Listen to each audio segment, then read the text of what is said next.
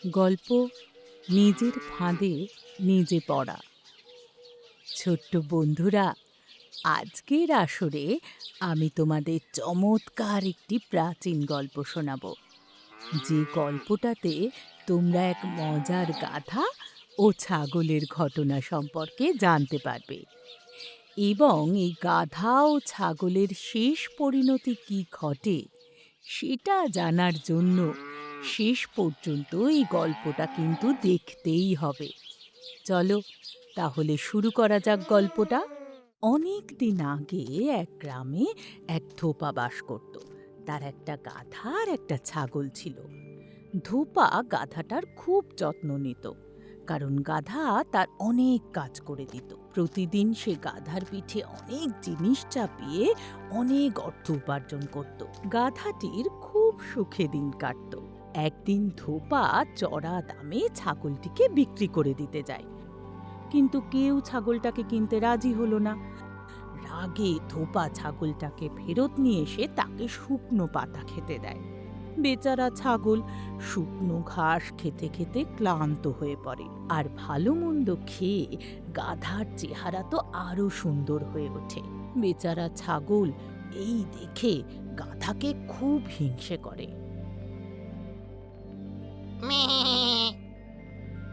একদিন না একদিন আমি এই ধোপাকে উচিত শিক্ষা দেব। আমি একটা বুদ্ধি খাটিয়েছি, শুধু সময়ের অপেক্ষা। একদিন ছাগলটা গাধাকে ডেকে বলে, গাধা ভাই, আমি তোমাকে যখনই দেখি তোমায় নিয়ে খুবই দুশ্চিন্তা হয়। এমন কি ঘটেছে যে তুমি আমায় নিয়ে চিন্তা করছো? আমি আমার ব্যক্তিগত জীবনে খুবই খুশি। হ্যাঁ, কি করে বলছো যে তুমি তোমার ব্যক্তিগত জীবনে খুশি আছো? এই আমাকে দেখো, আমি যখন যা ইচ্ছে তাই করতে পারি। আমি সারাদিন কেমন শুয়ে বসে কাটাই। আমি যেখানে ইচ্ছে সেখানে যেতে পারি, যা ইচ্ছে তাই খেতে পারি, আমার যা ইচ্ছে তাই করতে পারি আমি। আর তোমাকে দেখো, কত বোঝা বইতে হয়, এবং এই বোঝা বয়ে নিয়ে যাওয়ার পরে তুমি কত দুর্বল হয়ে পড়ো। দেখো, তোমার সুন্দর চেহারাটা তো খারাপ হচ্ছে, এই সঙ্গে কালো ছাপও পড়ে গেছে। এই কথা শুনে চিন্তিত হয়ে গাধা বলে, তুমি ঠিকই বলেছ, কিন্তু আমি কি করি বলো তো? এটা তো আমাকে বয়ে নিয়ে যেতেই হবে। এই শুনে ছাগল গাধাকে বলে, কেন তোমাকে এটা বয়ে নিয়ে যেতে হবে? এটা থেকে মুক্তি পাওয়ার কি কোনো উপায় আছে?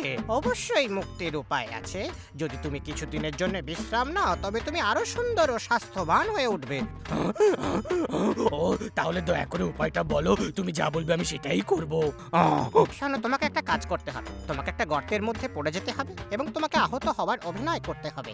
তোমাকে আহত হতে দেখে ধোপা তোমাকে দিয়ে আর কাজ করাবে না। তাহলে তুমি ততক্ষণ আরামে বিশ্রাম নিতে পারবে এবং আরো সুন্দর হয়ে উঠবে।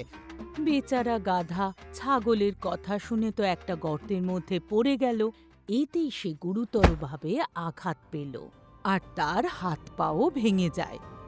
গাধাকে কাঁদতে দেখে ছাগলটি মনে মনে বলে, আমার মনে হয় এইবার ধোপা গাধাকে বুঝিয়ে অতিরিক্ত আদর যত্ন করবে, তাকে খুবই ভালো মন্দ খাবার দাবার খাওয়াবে।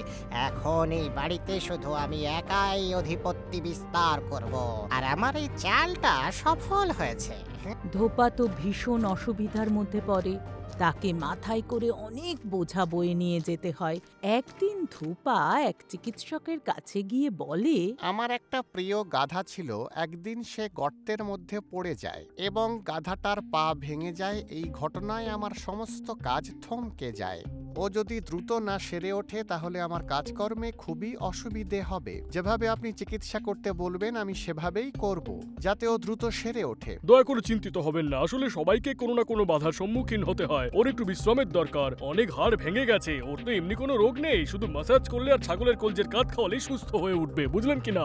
ছাগলের মাংস নিয়ে আপনি চিন্তা করবেন না। আমার কাছে একটা ছাগল আছে যেটা আমার কোনো কাজে লাগে না। ওর মাংসটা তাহলে এবার আপনার কাজে লাগবে। এই কথাটা ছাগল শুনে মনে মনে ভাবতে থাকে, এইবার আমি কি করব? যদি আমি গাধাকে ভুল উপদেশটা না দিতাম, তাহলে আজ আমাকে এমন বিপদে পড়তে হতো না। এবার এই চালাকিটা মোটেও করা উচিত হয়নি। অন্যের উপর চালাকি খাটাতে গেলে নিজেরই বিপদ ডেকে আনা হয়। ধোপা তখন ছাগলটাকে কেটে ফেলে। তাহলে বন্ধুরা, তোমরা এই গল্পটা থেকে কি শিক্ষা পেলে? অপরকে বিপদে ফেলার চেষ্টা করলে কিন্তু নিজেকেও বিপদে পড়তে হয়।